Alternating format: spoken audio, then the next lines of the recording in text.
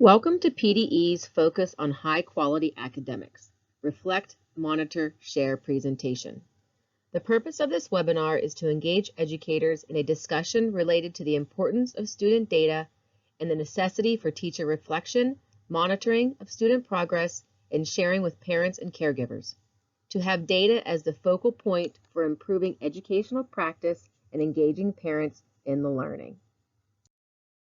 A highly developed assessment system includes a balanced approach to using formal and informal assessments, classroom-based evidence showing growth over time, and involving students in the evaluation of their own work.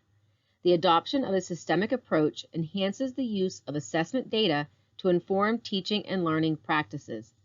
As we think about student achievement, we know that in every school year, there are students who require support in addressing unfinished learning from prior grades, while there may be others whose learning has been accelerated.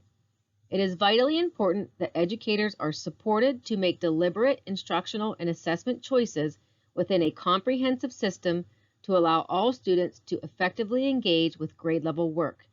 The importance of reflecting and monitoring the process of learners while sharing reports with parents and caregivers, students, and administrators is critical to informing instructional decisions to best meet learner needs.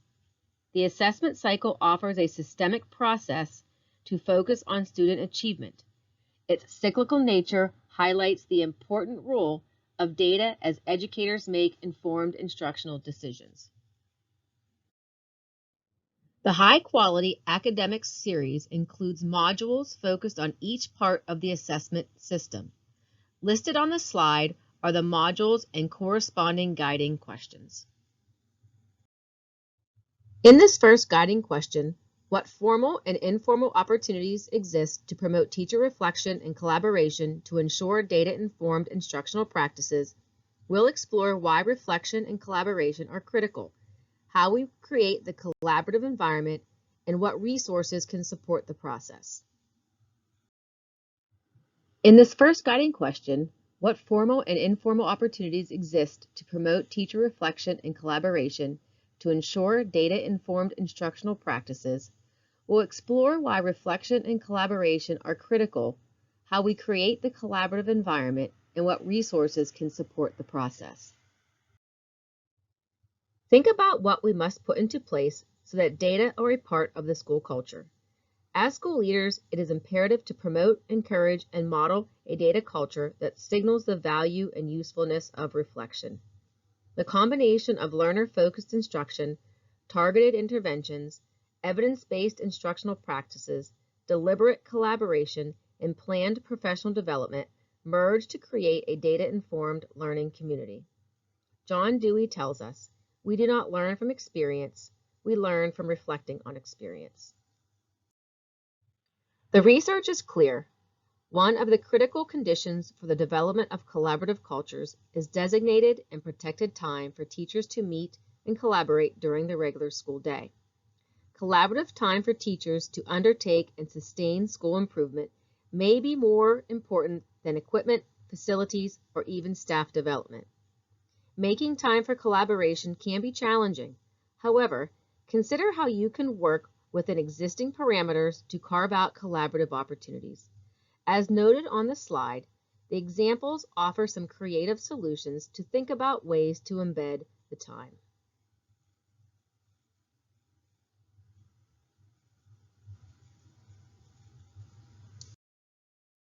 In creating a collaborative culture, the school leader must design a process that includes connected teacher teams and a data protocol process. Data meetings provide a foundation for collaboration. On the slide is a link to a 5-minute video called Analyzing Student Work, Using Peer Feedback to Improve Instruction, which offers an inside look at a teacher team working collaboratively to analyze formal and informal assessments, reflect on the results, and rethink instruction. As time permits, watch this video and consider the following questions. How would you characterize the degree of collaboration and the use of student work to inform practice? And what best practices to support collaboration do you employ in your school? There are a number of tools that can support data analysis and data-informed approaches to instructional improvement. Teacher collaboration can take many forms. Allow me to highlight a few of the tools listed on the screen. Root cause analysis. The digging deeper into the content area documents are available in 3 core subjects: math, ELA, and science. These documents are designed to help determine root cause and promote student growth. Building professional learning communities. This tool provides some practical suggestions for helping teachers get the most out of their PLC time. Collaborative coaching. This article highlights collaboration in coaching versus evaluation. Included are 2 interactive videos to help leaders notice approaches to coaching with the teacher taking the lead.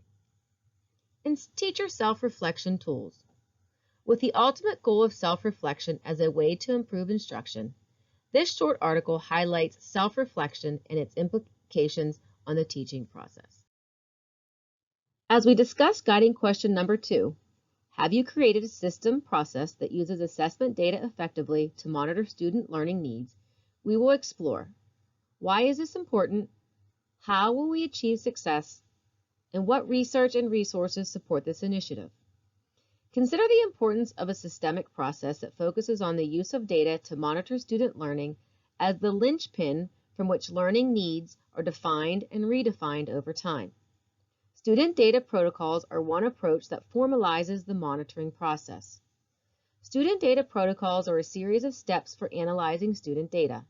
These protocols allow for data conversations to be common and comfortable. The goal is to get teachers to have open, transparent conversations. You want data to become a collective. This is our data. This represents us. Why is it important to monitor progress? When used strategically, the monitoring process serves multiple needs. As well as measuring learning and achievement, it helps us to revisit instruction, set goals, and reinforce the collaborative conversations. Effective monitoring requires that we pick a point of focus, translate data into understandable terms, and make inferences. We then apply our inferences and findings to set goals related to curriculum, assessment, and instruction. An important consideration is that we measure the efficacy of the monitoring process. We have discussed the monitoring process and its value. On the slide, we've identified 4 levels of implementation of a monitoring system: not yet evident, emerging, operational, and exemplary. Now it's your turn to informally reflect on where your school lies in terms of a system that uses data to monitor learning. At this time, self-evaluate your school's degree of implementation and fidelity to the process. Use the rubric on the screen to do so.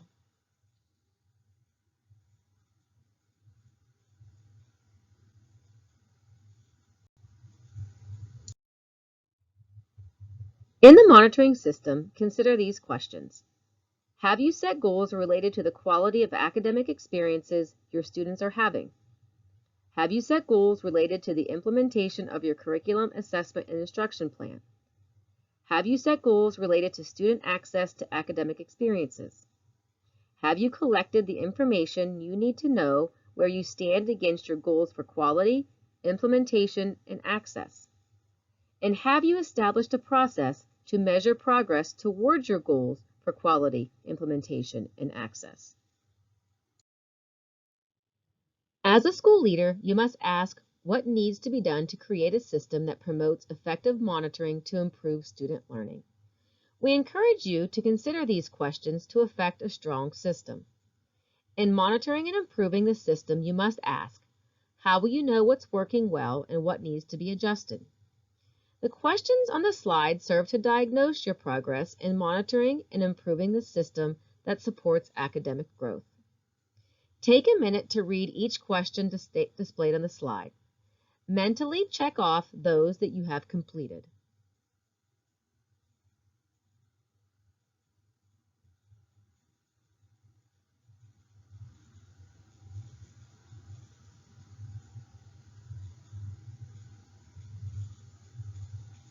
For those not yet accomplished, the link on the slide provides further guidance.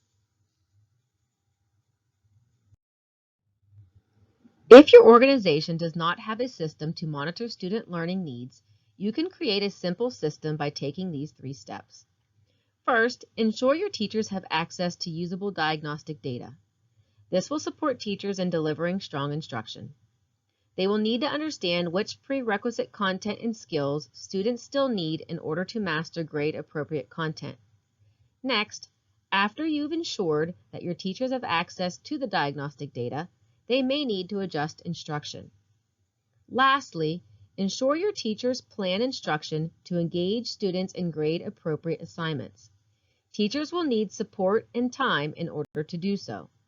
Professional learning sessions, coaching, and ongoing feedback may be necessary to ensure instruction is scaffolded and designed to meet individual learner needs.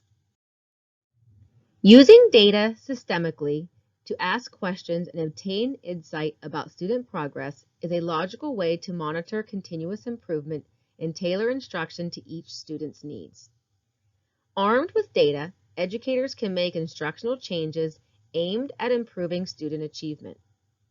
The monitoring process can result in revisiting use of instructional time, differentiating instruction and scaffolding for students in need, reflecting on lesson effectiveness to improve instruction, and using data to evaluate the curriculum.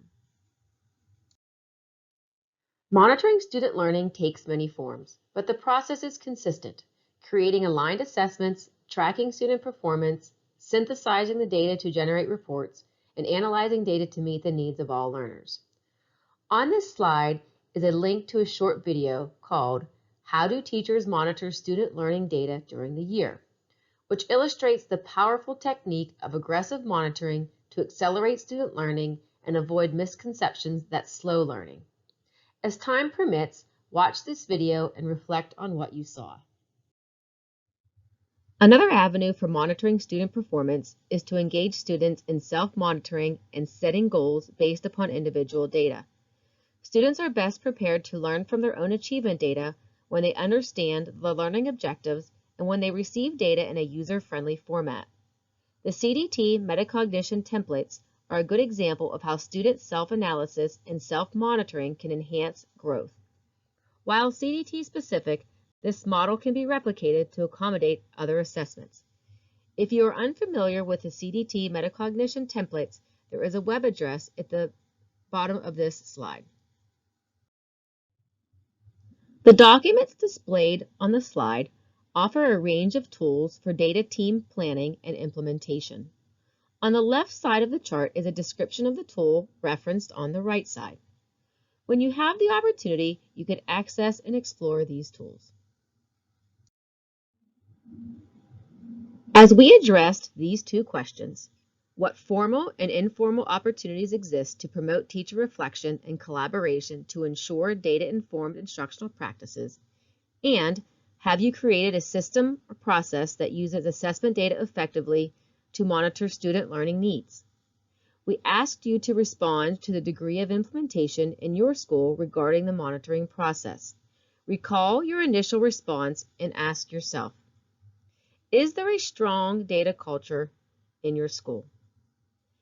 Does school leadership strongly support the data culture? Do your teachers know the value of data and have the skill set to create a data-informed environment? What are your next steps as you fulfill the vision of a data culture? Consider the professional development you may choose to provide to staff to further professional growth.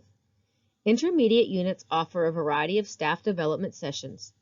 Potential topics center around culture, collaboration, the monitoring process, and the use of CDT metacognition templates. You may also consider some of the following topics for professional development and contact your local IU for specific offerings. You may also utilize courses in the SAS PD Center to address your selected areas of need. As we discussed guiding question number 3, what practices are in place to communicate progress regularly to families and caregivers, we will examine why is this important, how will we achieve success, and what research and resources support this initiative. As we consider why communication is critical, We know that all of the factors that determine student outcomes, family engagement is at the top of the list. Partnerships between schools and families can improve students' grades, attendance, persistence, and motivation. Research shows that it is true regardless of a family's race or income. Active engagement includes the key elements you see on the screen. Communicating effectively with parents and caregivers supports and promotes parental engagement.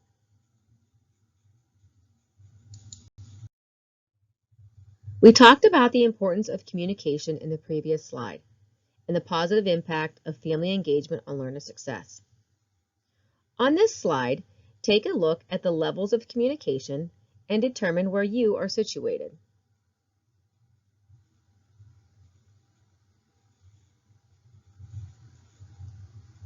In the next several slides, we'll dig a little deeper and ask you to reflect again on your level of implementation and how you might increase your communication strategies. Communication is key in all of these efforts.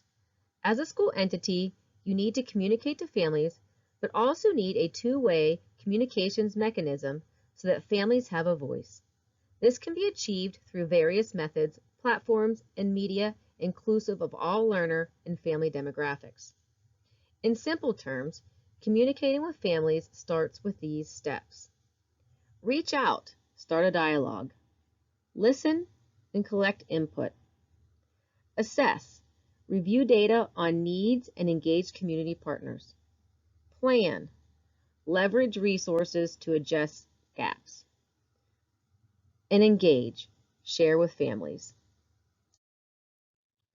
While a communication plan entails much more than assessment, we're focusing on assessment and data in this series, and its effectiveness in working with families. The Avon Grove School District has provided information on their website to their stakeholders regarding their assessment plan. If you go out to their website and search assessment plan, you will be able to see their methods of communication. As you look at this plan from Avon Grove School District, notice the simplicity and straightforward descriptions of the various assessment tools.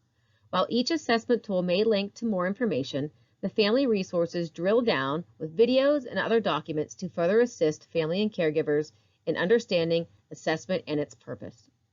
Note also that the resources are available in both English and Spanish. While the Avon Grove School District Assessment Plan offers the big picture of assessment, this short video listed on this slide takes a look at a very specific data activity. A parent conference in which an educator shares assessment results with a parent in a very understandable way. This supports the notion of creating a partnership in learning. Once again, as time permits, watch this video and reflect upon what you saw. While we know the importance of communication from a very practical perspective, the research supports the positive outcomes, from greater family involvement to increased student achievement to the ultimate high school graduation, which is the gateway to college and career readiness. The documents displayed on this slide offer a range of tools for effective communication with families and caregivers. On the left side of the chart is a description of the tool referenced on the right side. When you have the opportunity, you can access and explore these tools. We've addressed this question: what practices are in place to communicate progress regularly to families and caregivers? You responded to this query earlier. Based on what you've just heard, recall your response and ask yourself, how effectively do you communicate with your families and caregivers? How robust is your assessment plan in terms of its ease of understanding for families? Are families and caregivers your partners in learning? Consider the professional development you may choose to provide to staff to further your staff's growth. Intermediate units offer a variety of staff development sessions. Potential topics center around communication strategies, engaging your diverse parent populations, and making data meaningful for families. You may also utilize courses in the SAS PD Center to address your selected areas of need. For more information on accelerated learning, closing achievement gaps with integrated systems of support, please visit PDE's website at www.education.pa.gov. For those of you completing professional development hours, note the directions on the slide. Thank you for attending this webinar.